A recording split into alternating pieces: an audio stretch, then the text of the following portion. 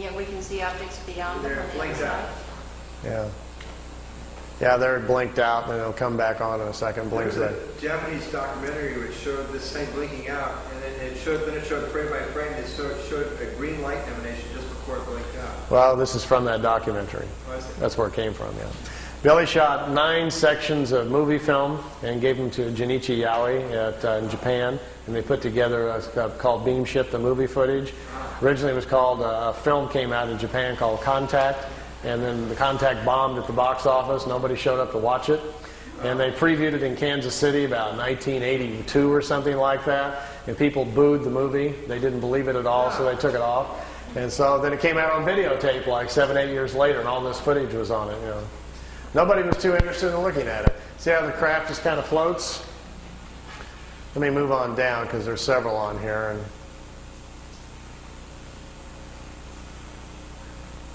Billy's not really zooming in. He doesn't have a zoom. That's the Japanese cameraman excited.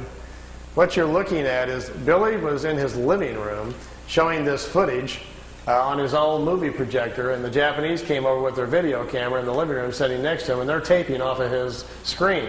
So that's where we get this. Here's another section of it flying in. I'll kind of fast forward through some of these because I think it's kind of long. So. And how many ships can you look at, huh? This one's kind of cute because he's walking out in front of his camera, and he's trying to get them to perform some maneuvers, do something sensational for the camera, and they don't understand what he's talking about, and he will eventually get bored and just quit. You know? And there's the craft sitting out there floating out in the background.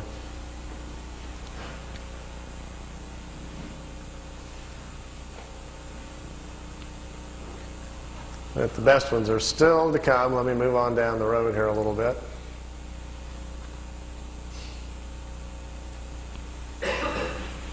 The ones that are made by the Germans or by anyone else on this planet, how far can they go?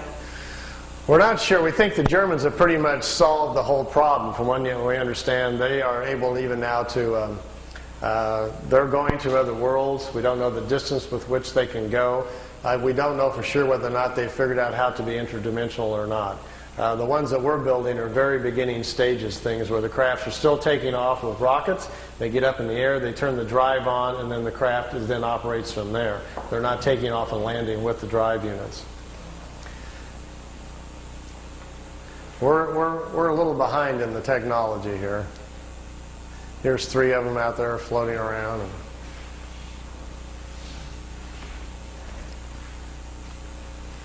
Is anyone else in league with the Germans, not with the Japanese?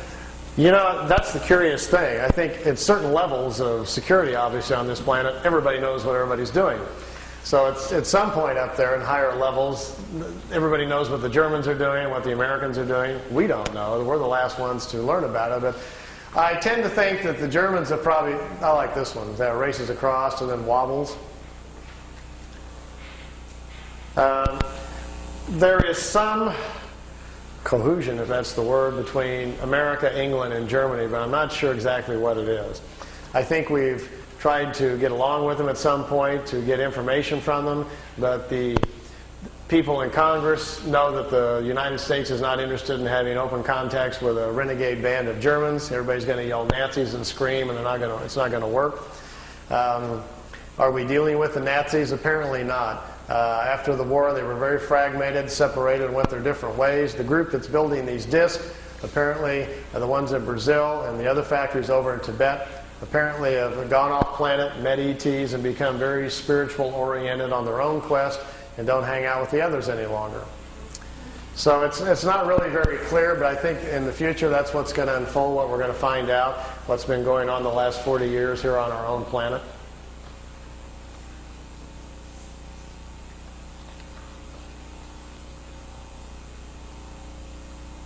Notice when they go to the right or left, they have to tip it up, and then it kind of staggers to the right, staggers to the left, like an old Star Trek episode or something.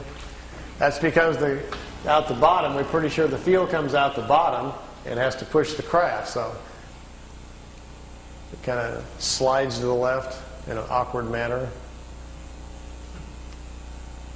They're not really designed for slow speeds or idling, you know. So they can go really fast, I guess. They're not very good at slow speeds. But this thing about traveling beyond light speed to convert into like special thought energy. Lights, please. Yeah, one more thought on that, and we'll kind of get off the engineering here. You obviously can't go that fast. We already know there's something called the mass speed correlation theory, where we cannot accelerate any matter beyond a certain point that it implodes upon itself. That we already know. So even if I had a ship here today, we all got aboard for the price of admission tonight, we're going for a ride. We went out and got in the ship and got inside of it and punched the button to say, go to, where do you want to go? Let's go to the Pleiades and say hi to the folks. Well, we couldn't fly there in the ship. It would take, even if we had the speed of light, and we'd be going 400 years to get there, so we don't have that much time. So they have obviously come up with some methods to move the craft much faster. I've had a couple of talks with independent engineers that are designing things, you know, for JPL and NASA on what their theories about it, just to see if they were thinking along the same lines at all. I says, how are you ever going to accelerate anything that fast?